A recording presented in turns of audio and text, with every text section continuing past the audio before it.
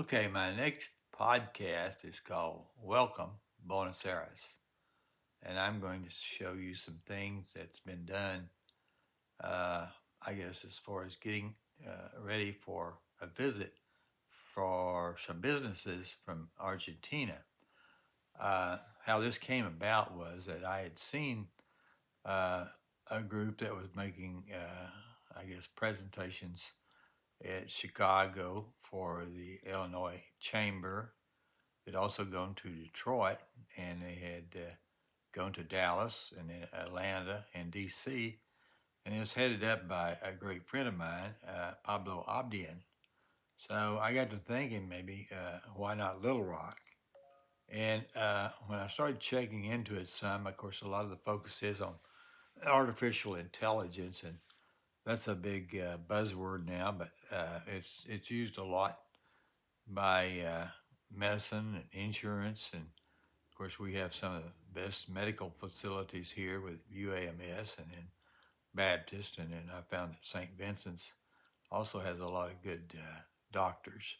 So there's a lot of people here that might have an interest if we can do some things with artificial intelligence. And again, you have Stevens Inc., and they have a lot of interest in companies and particularly international. So I think that kind of fits in their situation. And you can look around the state and see places like Walmart who have an international presence, or Tyson's Food, and numerous other companies that trade internationally. You can go to Dillard's or wherever.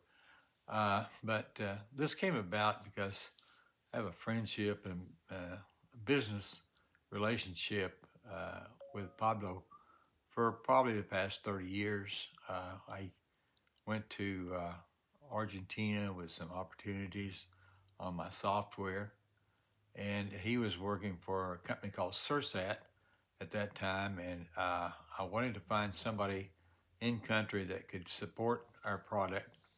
We had developed cable software, and we knew that there were some companies down here. There's one out in LA that's called Mandeville, but there are others down there from Adelphia, which was an old company that was located in Pennsylvania, that they had a system there that they wanted to use their software on. It was in Pelotas, Brazil, and it's not very far from Uruguay.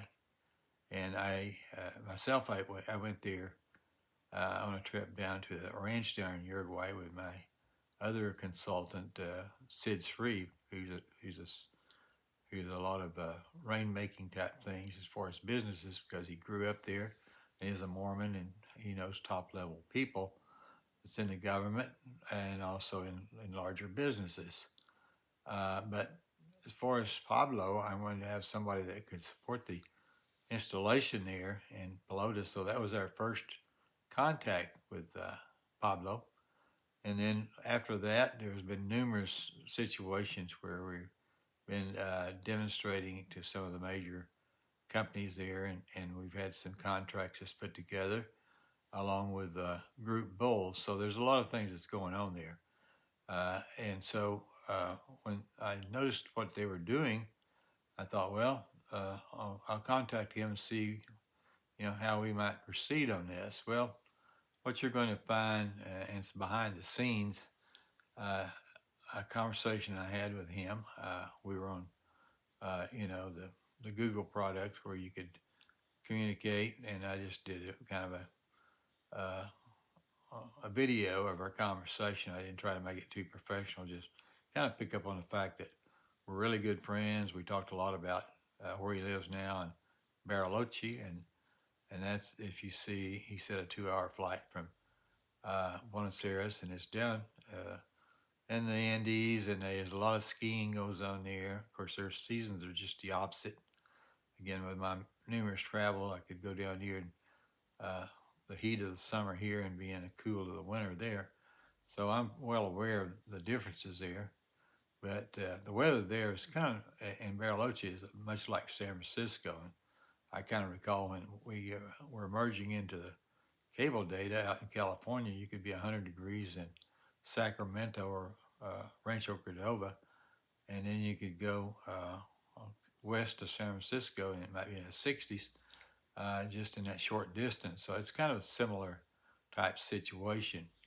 But as you see in the behind the scenes thing, is that we're trying to work out a visit to Little Rock, and hopefully we'll do it on a day in March. Right now, we're trying to do something where we do something in the morning where we have presentations and maybe Q&A, and that might be at the ULR campus, University of Arkansas Little Rock, and I have some people there, and I have a person that, because I'm on the Arkansas Association of Computing, which has to do with pioneers that's been in uh, computers, and we get together on occasion and we talk about a lot of things. So I know some of the board members, and we're trying to get that worked out where we'll do a morning session there. And if you watch some podcasts, I've developed a relationship there with the executive director at the Arkansas Museum of Fine Arts.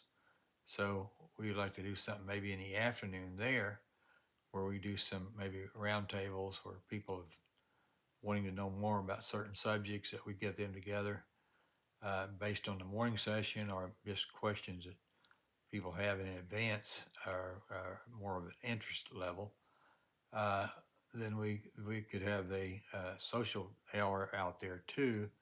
I think they've done this in the other locations they've been at, is having an Argentina wine tasting, which allows him to bring in products that you'll find at a Sam's Club or even maybe at a Costco or somewhere, but maybe you can find those about anywhere. Is that Argentina wine, and they're well known for that. So you can see that there's quite a few things to get organized here, and what I do is a little more involved than just making the contacts, but facilitating a meeting like this. There's quite a bit of few things to be done. So I hope you enjoy this as you watch some of that. And I do have a little brief thing about the thing I've been handling with my heel. I have a wound there, and I've been going to the wound clinic, and I've been trying to keep people up to date on what's happening there. So you'll see a little of that first, but then hang around and you'll get to meet Pablo, and you'll see that Business International is a little more than just the business side of it. You have to get the social side in place, because building relationships are what it's all about. I mean, we've done projects. There's a couple that came to DC. I guess it's when Trump first got elected in 2016, and she's a power couple. And what's interesting about that story is that they were some people interested in LED lighting, and it's a fairly major project, and I knew there some things going on there, and we had a meeting with them and got some things together, and we later on met with some people in Mexico at a plant. So there's things that come out of this. It's not just what you might consider the software aspect of it, but the commercial aspect of it. And of course, some of the LED things were done with a company that Jim Guy Tucker, whom I'd done business with, and over in Indonesia in Jakarta.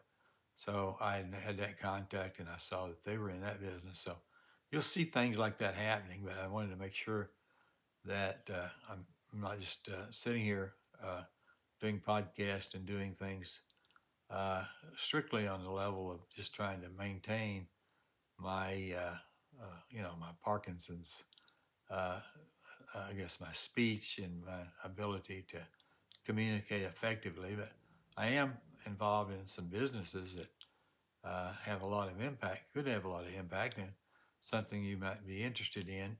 And as this develops on the date and time and location, I'm sure there'll be professionals that will want to attend, because it's kind of like software I developed in Arkansas and I sold it around the world. Is that sometimes you have a specialty thing, and this may be the case in Argentina, that you have its proven product and you have it ready to go out in market faster than somebody can develop their own. And in this case, it could be something somebody's looking for, or they know of a company that's looking for it. So I know this is the case, and reasons they've traveled to these other cities. So why not Little Rock?